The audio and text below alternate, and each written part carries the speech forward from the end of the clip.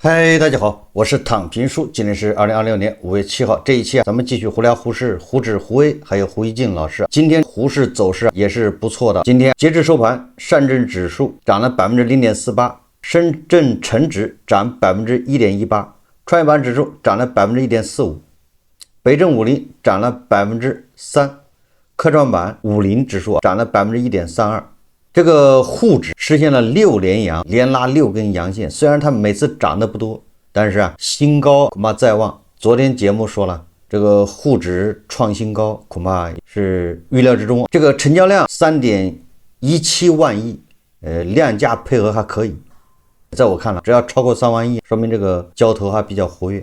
那今天跟昨天一樣，還是3000多只上漲，1000多只下跌，3513只股票上漲，1831只個股下跌。但是跟全球股市一比，滬市走的還是比較含蓄的、內斂的。這個美股呈現了一個崩盤式上漲，或者叫上漲式崩盤。不光是美股，連日本、韓國全球指數就掌聲一片。所以這麼一比較，顯得滬市漲得還是比較含蓄的。這個韓國股市收漲，韓國綜指漲 1.43%， 它已經創了新高。這個日本股市一天居然漲了3300點，感覺是跳漲。5月7號，日本股市大漲，截至收盤，日經225指數漲了 5.6%， 指數漲了 5.6%， 這簡直是跳漲，也是創歷史新高。軟銀集團漲 18%。這日韓股市，我們再看看美股。那美股是今天晚上開盤，昨天也漲過了，現在是盤前。美股盤前表現優異，三大股指期貨短線拉升，道瓊斯指數期貨漲 0.65%， 標普500指數期貨漲 0.61%， 納斯達克100指數期貨漲 1.1%。 紅星新聞報道說，全球股市漲聲一片，一夜指讓歐美亞太股市暴漲，油價暴跌，美伊最接近達成協議的一刻到了。新華社援引美國媒體5月6日報道稱，2名美國官員及另外2名知情人士透露，白宮認為與伊朗接近達成一份一頁紙的諒解備忘錄，該備忘旨在結束戰爭，並為更詳細的核問題談判設定框架。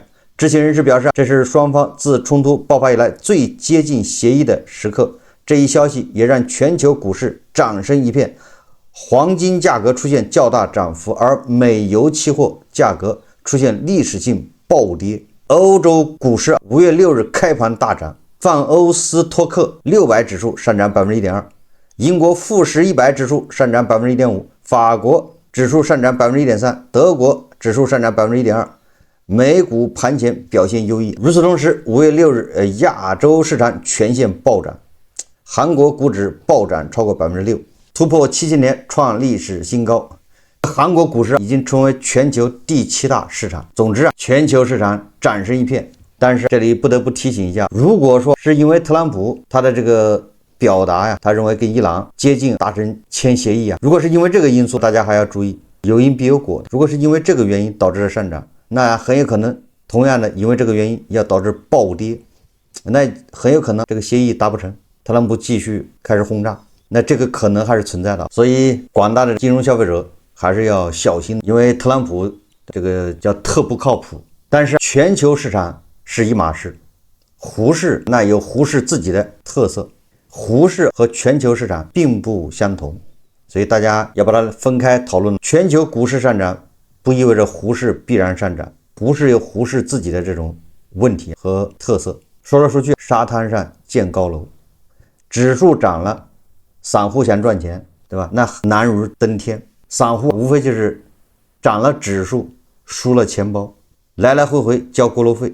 為什麼這麼說？有一個叫洪榮的這麼一個財經作家，或者是叫私募基金的一個人士，或者財經圈的這麼一個評論人士，叫洪榮。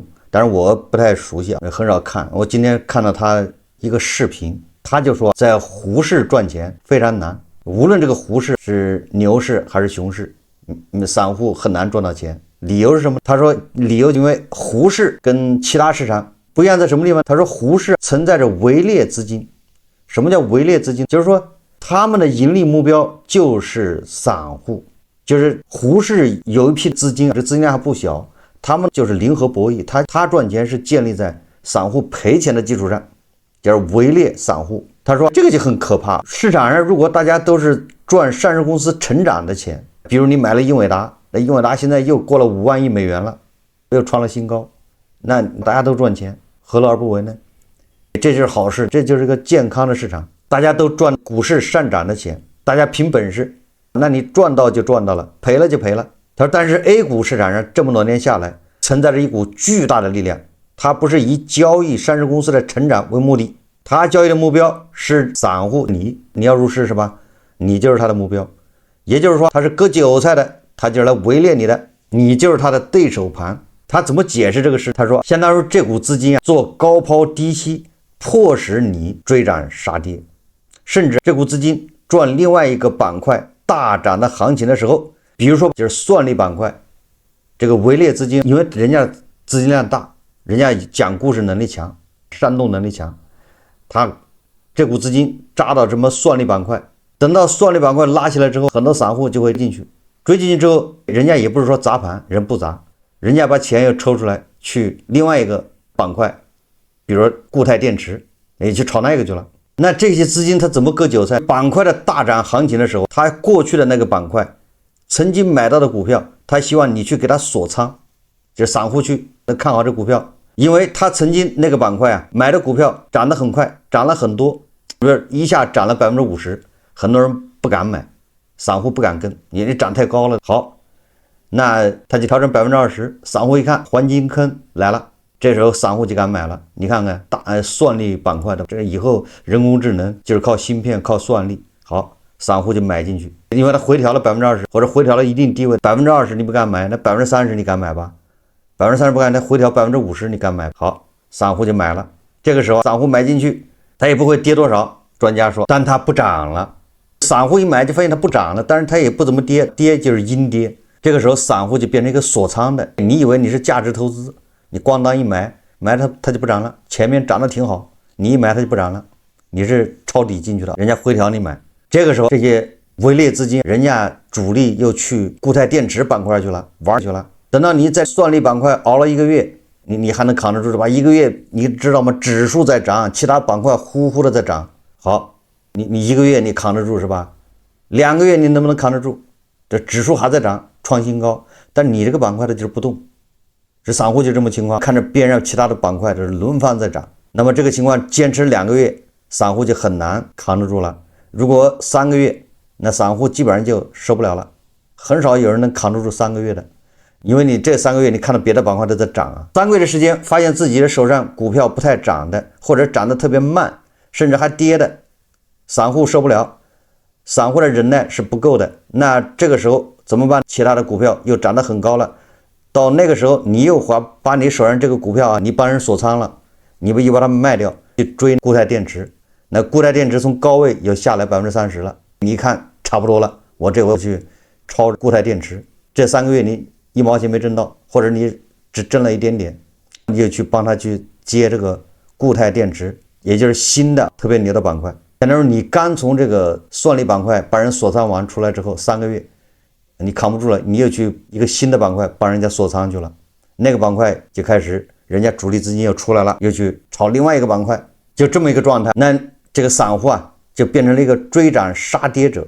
因為是牛市，所以說追漲殺跌也不一定會賠錢，甚至說不定中間還有點差價，但是差價很少，人家一賺好幾十，但是你只能賺個幾，你跑輸了指數，這個時候非常難受，你就發現自己比指數漲得還少，這是很多散戶的這個通病。這個作者說，如果你不能改變你自己，你在這個市場上就是常態，而且我告訴你要改變也太難了，你知道為什麼嗎？因為你本來就是獵物，你以為你的想法有用嗎？你以為你的改變有用嗎？你會改變，我告訴你，那些獵人他的段位也會升級，因為人家的目標就是你。有人就說了，那行，那下次我一看到這情況，我也不扛3個月了，我扛10天我就撤去追。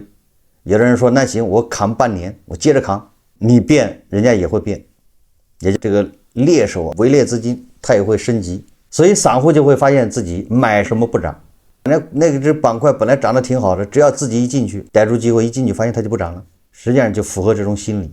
但是你說我好嗎？我買了之後我就不動，我看你漲不漲，我捂10年，不好意思，10年啊，建功爷叔就是拿了10年，他到现在就是不涨。这個作者他說，因為這些偽劣資金，他這麼賺錢非常容易，他根本就不需要去研究一個上市公司到底能不能賺錢，這個上市公司到底有沒有前途，上市公司未來發展前景，他根本不需要，那太累，而且風險很大，他就玩這種交易，隨便找個故事他就能賺錢，那為什麼還去研究公司？這個作者說的我是很認可的，在胡適裡面有一批人，有一批資金，他就是割韭菜。所以说不管这個市場怎麼樣，什麼上市公司在什麼業績造假、欺詐上市，對他們不重要，他們只要找個公司講故事就行了，就會有人跟。至於這個公司最後怎麼樣，他跟他也沒關係，人家錢賺到了。所以說這個市場，這個公司好壞、质地怎麼樣，這跟他們沒關係，他們照樣賺錢。這叫很多游資、很多什麼牛散幹的就這事，他的資金量一大，他就可以操控，他就可以通過交易本身來賺錢。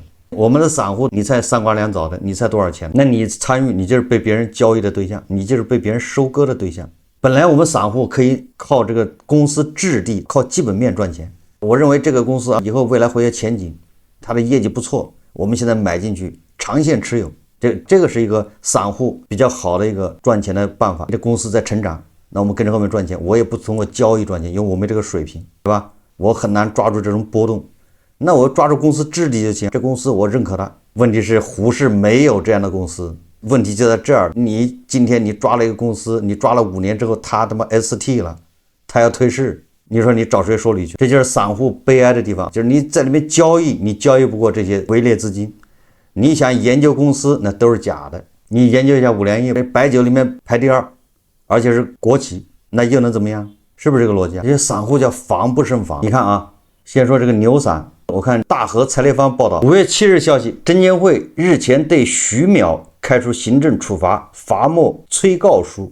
徐淼前一陣子被證監會剛罰款，沒收違法所得 1.57 億，並處以 3.13 億罰款，就是沒1罰2，一共是4個多億啊。該處罰決定書送達生效，但徐淼至今未按規定足額繳納罰沒款。記者了解到，2017年6月14日至2021年1月29日，徐淼控制使用周某紅等47個證券賬戶用於交易金陵體育股票。期間，徐淼控制使用賬戶組採取集中資金優勢，連續買賣，在自己實際控制的賬戶間進行證券交易等手段，影響金陵體育股票交易價格和交易量，盈利 1.57 億元。你看，也就是他利用資金，利用一個賬戶組大概50-60個賬戶開始对倒，他卖給他來回对倒，控制金陵體育的股價，割韭菜，盈利 1.57 億。證監會認為徐淼具備交易決策金陵體育的客觀條件，其承認且有他人指認徐淼負責相關交易決策，也就是徐淼操控的，對徐淼進行沒1罰2。但是這哥們到現在錢還沒交，證監會給他發函催他交款。這樣的牛散，這樣的大戶，這樣的什麼游資有多少啊？他們都賺錢，為什麼？這回知道情況了吧？有人說，那我選好公司也可以。今天媒體報道，長江商報說年報難產，2家公司被立案。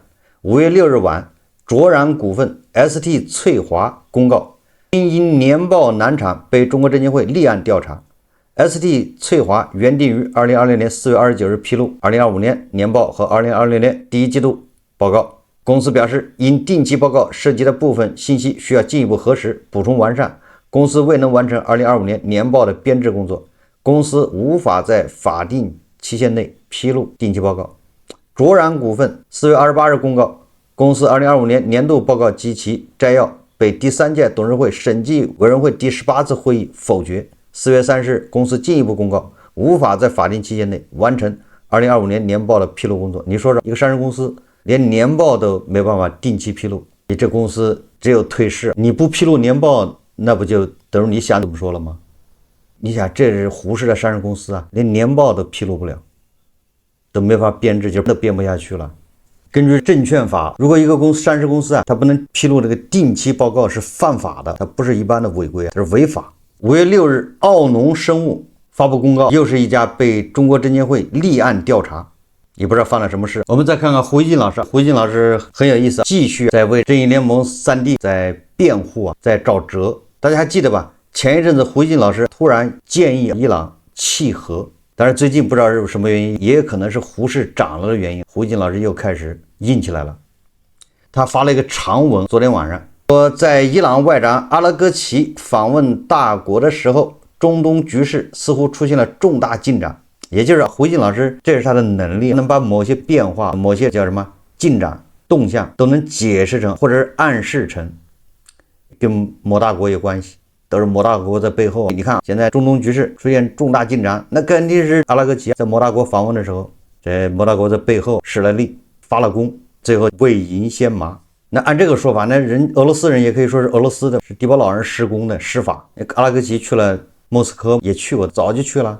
那人家說這個成就是迪保老人取得的。那照這麼說法，胡锡進老師說，阿克西奧斯6日下午報道，美國和伊朗即將就一份結束戰爭的一頁紙備忘錄達成一致。好，就這個事，胡锡進說了一大堆。後面我們看老胡認為是不是這個諒解備忘錄咱們上午已經介紹過了。後面胡锡進老師就說了，老胡注意到美方宣布的諒解備忘錄版本既堅持了美方的一些要求，也對伊朗做了讓步，認為這個特朗普做了讓步。與2015年奧巴馬達成的伊朗核協議相比，新的諒解備忘錄要求伊朗停止鈾濃縮活動12年到15年，這個有爭議，就是還在談。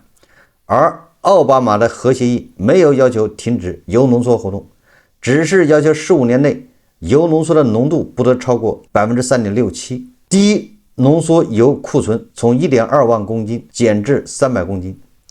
特朗普撕毀了奧巴馬簽署的核協議，又打了這一仗，總得到點什麼，使他能夠向美國宣布勝利。伊朗看來做了這個相對比較容易的讓步，但是諒解備忘錄允許伊朗在暫停期之後開展低濃度鈾濃縮活動，這等於再次承認了伊朗有和平利用核能力的權利，而這種權利是伊朗一直強烈主張的。這胡锡進老師還是比較能混淆視線、顛倒黑白的。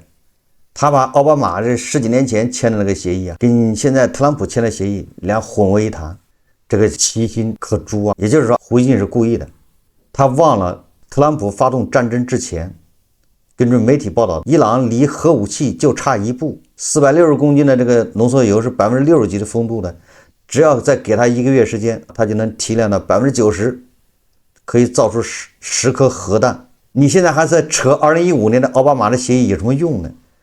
恰恰就是因為這個伊朗他突破了2015年奧巴馬簽的這個核協議啊，他沒有去執行，有什麼用？特朗普現在要求什麼？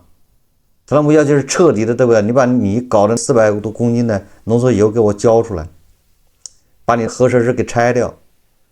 15年之內你不要想這事了，15年以後你可以搞點民用的，濃度是 3.6% 的這種。這倆是一碼事嗎？所以說，在胡锡進嘴裡面，那特朗普是怎麼做都是輸啊。特朗普往前走也是輸，往後走還是輸，往左也是輸，往右還是輸，不動還是輸。反正特朗普臉上寫着2個字，就是輸，失敗。諒解備忘錄同意先宣布結束戰爭，再進行詳細談判，這是伊朗要求的2步走計劃。問題是，這2步走計劃對特朗普不是壞事，這咱們已經分析過了。你要是先宣布結束戰爭，好，那特朗普他就不受國會60天那個限制了。你只要敢簽這個，好，那過了24小時之後，他宣布你伊朗違規，接着揍你。這到底是對伊朗有好處還是有壞處？這個很難說，雙刃劍。另外，伊朗開放海峽與美國結束對伊朗的封鎖被放在同一個時間表裡，這也是美方的讓步。美方之前的態度是，伊朗需要先開放海峽，而且只有達成全部協議之後，美國才會對結束伊朗所有港口的封鎖。也就是說，美國之前把封鎖伊朗作為逼伊朗達成協議的持續槓桿，而備忘錄裡這一槓桿作用大為弱化了。胡锡進老師在這扯什麼槓桿？這槓桿難道不是伊朗人自己自找的嗎？這個恰恰是伊朗人搬起石頭砸自己腳。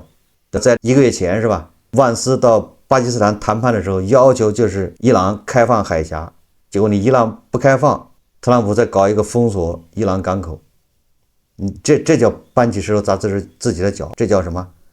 這叫敬酒不吃吃罰酒，還槓桿，還什麼不對稱優勢，淨扯淡。至於伊朗現在440公斤高濃度濃縮鈾怎麼處理？報道稱，美方堅持要求將它們移出伊朗，但具體怎麼處理將繼續談判。你不用怎麼處理，伊朗是不可能擁有這440公斤濃縮鈾的，無論是移到美國還是移到其他國家，這只有一種可能，移到美國。其他國家美國不相信。按照報道提出這一條款，美伊的立場的確接近了，雙方面臨一些具體的討價還價，但和平的框架似乎已經有了。阿克西奧斯報道傳出後，國際油價繼續大跌，歐洲股市大漲，美股期貨技術上漲，全球市場一片樂觀。那麼和平真會到來嗎？還會不會出新岔子？未來2天讓我們拭目以待。胡锡進老師這個微博實際上就說明了3-4個問題。第一個，胡锡進老師認為這個條件不錯了，朗子你趕緊投降吧，簽了吧。你看看是不是这意思啊？那美国讓步了嘛，這麼宣傳就完了吗？你說美國讓步了，美國在伊朗的要求下做了這麼多讓步啊，這就是特朗普慫了，那還是伊朗取得了勝利。但是胡锡進老師這個解釋我不知道能不能忽悠朗子的基本盤，對胡锡進老師這個解釋不知道能不能接受。胡锡进老師這個還是帶有點自欺欺人是吧？說實話，如果朗子簽了這個協議，那就是朗子絲滑的跪了，至少現在跪得很徹底。但是他是不是以跪換時間，這個咱們另當別論。人家跪完之後就台，等你特朗普下台了再站起來，沒毛病是不是？那再看特朗普會不會上這個當。如果朗子按照特朗普簽了，那特朗普可以說他是大獲全勝，他可以宣傳。你看濃縮鈾被特朗普給搞走了，核設施拆了，15年不准搞任何的濃縮鈾的活動，凍結15年，15年以後你只能搞點3.6%的民用的。在這個期間，國際原子能機構或者核查呀，是無條件高強度不做任何通知的非检零检，就隨時可以到你們伊朗去查。你只要伊朗犯一次錯，或者被他抓到機會，那這個叫凍結時間就要往後延5年。你這不就是朗子滑跪嗎？但是即便朗子滑跪，在胡锡進老師這個努力之下，還是為朗子爭回了一點顏面啊。基本上還可以在伊朗國內宣布朗子是贏了。美國滑跪，美國特朗普夾着尾巴逃跑了。胡锡進老師還不如宣傳給朗子基本盤解釋，用這400公斤的低濃度的鈾，為了換取10年以後高濃度的鈾。你現在才60%，10年以後咱們就是90%了。用現在這個低濃度的鈾換未來10年高濃度的鈾，還不如這麼解釋。美國人花了高價格、大價錢買走了伊朗440公斤這個低濃度的濃縮鈾，對吧？為伊朗未來生產或者是研發更高濃度的濃縮鈾打下了堅實的基礎。這麼一宣傳，朗子還是大獲全勝。所以說朗子的這些什麼內伊、什麼拉尼加尼這些人死都是值得的，為伊朗贏得了15年的和平的發展時間。你没毛病吧？特朗普簽了15年吗？你這麼一解釋，那凍結時間越長對伊朗越有利，哪怕是20年的更好，為伊朗贏得了20年的和平發展时间，追趕超越。可見胡锡進老師退休之後在這方面這個能力有所弱化，這玩意就是逆水行舟，不進則退。所以胡锡進老師還是要老驥伏櫪，志在千里，還得要精益求精，否則這個雕盤能力下降，終究會遭到主人的遺棄。你現在雕盤能力下降，完了動不動還雕個屎盆子回來，這以後恐怕要出事。這是對胡锡進老師的忠告。好，這期節目咱們就聊到這裡，感謝大家收看。如果喜歡我的節目，歡迎訂閱轉發，也可以在下方留言評論。謝謝大家。